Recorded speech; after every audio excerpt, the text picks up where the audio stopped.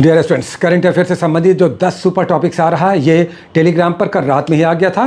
Topics कल रात में ही आ गया था, वीडियो नहीं आ पाया था। तो आज चलिए इसे थोड़ा बहुत समझ लेते हैं कि ये 10 टॉपिक्स आप तो सर्च करेंगे ही, हमारी ओर से सुन लीजिए, समझ लीजिए इन ब्रीफ ये 10 टॉपिक्स के कुछ महत्वपूर्ण फैक्ट्स क्या हैं। जैसे सबसे पहला टॉपिक है होर्मुज जल संधि। आप देख ही रहे हैं कि ये किस तरह से आग उगल रहा है और ये बर्निंग टॉपिक बन चुका है। आने वाले एग्जाम्स में इससे संबंधित कोई ना कोई प्रश्न आपको दिखाई देगा। तो इसीलिए होर्मुज जल संधि को समझना है कि ये कहां पर है। सबसे पहली बात तो ये फारस की खाड़ी और ओमान की खाड़ी के बीच स्थित है। तो होर्मुज जल संधि फारस और ओमान की खाड़ी के बीच स्थित है। दूसरी बात, इसका जियोपॉलिटिक्स समझिए कि ये कहां पर स्थित है। इसके आसपास के ये देखिए देश कौन कौन से हैं, इसे भी आपको याद रखना होगा। अगली बार इससे संबंधित देशों के नाम मैप पर बेस्ड क्वेश्चन के रूप में आ सकते हैं, तो इसे जरूर आप ध्यान में रखिए। दूसरी बात, इसे विश्व ऊर्जा का रीढ़ कहते हैं, बैकबोन कहते हैं। दूसरा है कि देखिए दिवाली को यूनेस्को ने विश्व हेरिटेज घोषित किया है। अमूर्त सांस्कृतिक विरासत यानी इंटेंजिबल कल्चरल हेरिटेज। ऐसा इसलिए कि विश्व की ऐसी परंपराओं या सांस्कृतिक घटनाओं को जो पीढ़ियों से चला आ रहा है और जो उनकी संस्कृति का पहचान है, उसे हर साल एक बैठक होती है यूनेस्को की अलग अलग देशों में। उसमें ऐसी सांस्कृतिक परंपराओं को, विश्व भर की परंपराओं को चुनकर विश्व सांस्कृतिक विरासत घोषित किया जाता है। यूनेस्को की विरासत समिति की जो बैठक हुई थी, इस बार दिल्ली में हुई थी, उसी में दिवाली को अमूर्त सांस्कृतिक विरासत घोषित किया गया है। ये 16वां अमूर्त विश्व विरासत घोषित हुआ है। याद रखिएगा, भारत में इससे पहले 15 सांस्कृतिक विरासत यूनेस्को के द्वारा घोषित किए जा चुके हैं, जिसमें गुजरात का गरबा है या दुर्गा पूजा है। कुल मिलाकर 16 यूनेस्को के द्वारा अमूर्त विश्व विरासत घोषित किया गया है। एक बात और, यूनेस्को के नए महानिदेशक आ गए हैं, चेंज हो गए हैं।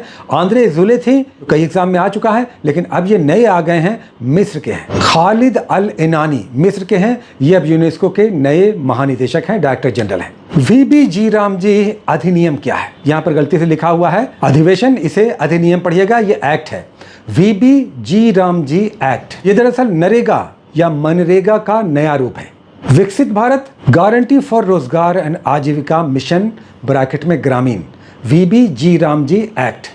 फुल फॉर्म इसका याद रखिएगा, विकसित भारत गारंटी फॉर रोजगार एंड आजीविका मिशन ब्रैकेट में ग्रामीण। तो ये क्या है? नरेगा और उसके बाद मनरेगा बना, और मनरेगा के बाद इसमें कुछ नए आयाम जोड़े गए और अब ये वीबीजी रामजी है, यानी नरेगा का ये नया नाम है, जिसमें ग्रामीण क्षेत्रों में 100 दिनों का रोजगार मुहैया सरकार के द्वारा कराया जाता है। इसे आप बढ़ाकर 125 दिन का रोजगार कर दिया गया है। तो आप देखते हैं तालाब, कुआं या सड़कों के किनारे ग्रामीण क्षेत्रों में कार्य किए जाते हैं। ये दरअसल नरेगा, मनरेगा या वीबीजी रामजी के तहत अब होंगे। जनगणना 2027 होने जा रहा है। 2027 में जनगणना पूरा होगा, जिसमें 2 चरण होंगे। पहले चरण में घरों के बारे में डिटेल्स लिया जाएगा और दूसरे चरण में जनसंख्या और जातियों से संबंधित आंकड़े इकट्ठे किए जाएंगे। इस बार ये पूरी तरह से डिजिटल होगा। जनगणना 2047 से संबंधित एक पोर्टल लॉन्च किया गया है, जिसका शॉर्ट फॉर्म है CMMS, यानी census management and monitoring system portal है। 5वां पॉइंट है कि हर साल टाइम पत्रिका पर्सन ऑफ द ईयर घोषित करती है। पिछले साल डोनाल्ड ट्रंप हुए थे 2024 में। 2025 के लिए पर्सन ऑफ द ईयर किसे घोषित किया गया? तो ये है आर्किटेक्ट्स ऑफ AI, यानी AI के वास्तुकार, जिन्होंने सबसे पहले कल्पना की कि AI यानी आर्टिफिशियल इंटेलिजेंस क्या है, मशीनों को किस तरह से मनुष्यों के अनुकूल या संवेदनशील बनाया जा सकता है। आर्टिफिशियल इंटेलिजेंस यानी कृत्रिम बुद्धिमत्ता, इसकी संकल्पना, इसका बैकबोन, इसके फादर या इसके इंट्रोड्यूसर कौन है, इन्वेंटर कौन है, इन्हीं आर्किटेक्ट्स को, एक आदमी नहीं है, इन्हें ही आर्किटेक्ट्स ऑफ AI के रूप में time person of the year 2025 घोषित किया गया। इसमें कई कैटेगरीज हैं, जिसमें CEO time CEO of the year भी घोषित किया गया 2025, जो यूट्यूब के CEO नील मोहन को, और एथलीट ऑफ द ईयर भी, यानी 2025 का एथलीट ऑफ द ईयर भी घोषित किया गया अजा विल्सन को, जो बास्केटबॉल खिलाड़ी हैं, अमेरिका की हैं। हर साल ऑक्सफोर्ड या हार्वर्ड या Webster word of the year घोषित करती है। 2025 के लिए word of the year Oxford ने किसे घोषित किया? तो ये है रेज बेट। रेज माने होता है एंगर और बेट माने होता है चारा, फंसाना। तो सोशल मीडिया पर ये जो कंटेंट क्रिएटर हैं या नेता हैं, अभिनेता हैं, ये अपनी बातों से किस तरह से लोगों को उकसाते हैं या अपना फॉलोअर बनाने की कोशिश करते हैं, इसी को रेज बेट कहा जाता है। इसी के साथ कैम्ब्रिज ने भी पारा सोशल को वर्ड ऑफ द ईयर घोषित किया है। ये यहाँ पर SPD का हम कट करके आपको दिखा रहे हैं, ये आप देख सकते हैं। पिछले सालों का भी आपको 2025 का याद रखना है। ये ओल चिकी लिपि क्या है? स्क्रिप्ट है, लिखने का तरीका है। जैसे हमारे यहाँ हिंदी को हम देवनागरी में लिखते हैं। ओल चिकी लिपि एक स्क्रिप्ट है, ये संथाली भाषा को लिखने का तरीका है। यानी उसकी वर्णमाला है। संथाली वर्णमाला ओल्ड चिकी लिपि में पहले लिखी जाती थी, अब तो ये देवनागरी में लिखी जाती है संथाली भाषा। इसका एक पूरा शताब्दी पूरा हुआ है, 100 साल पूरा हुआ है।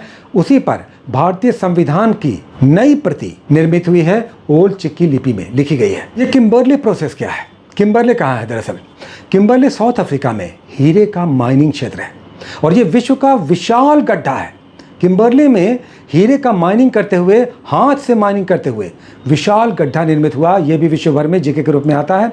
तो किम्बर्ले साउथ अफ्रीका में हीरों के माइनिंग का क्षेत्र है। भारत को 2026 में इसकी अध्यक्षता दी गई है, इसलिए ये खबरों में है। तो ये हीरों के व्यापार से संबंधित अंतर्राष्ट्रीय मंच है। क्या? किम्बर्ले प्रोसेस, जिसकी अध्यक्षता भारत को 2026 के लिए दी गई है। ज्ञानपीठ पुरस्कार साहित्य का सबसे बड़ा पुरस्कार भारत में किसे दिया गया है 2025 के लिए? तो ये दिया गया है तमिल कवि वैरामुथु रामासामी को। रामास्वामी नहीं, रामासामी। वैरामुथु रामास्वामी को, जिसमें वाग्देवी की प्रतिमा यानी देवी सरस्वती की प्रतिमा के साथ 11 लाख रुपया कैश के रूप में दिया जाता है। आप जानते हैं कि ज्ञानपीठ पुरस्कार 22 भाषाओं में, जो भारतीय संविधान की 8वीं अनुसूची है उसमें 22 भाषाएं उल्लिखित हैं।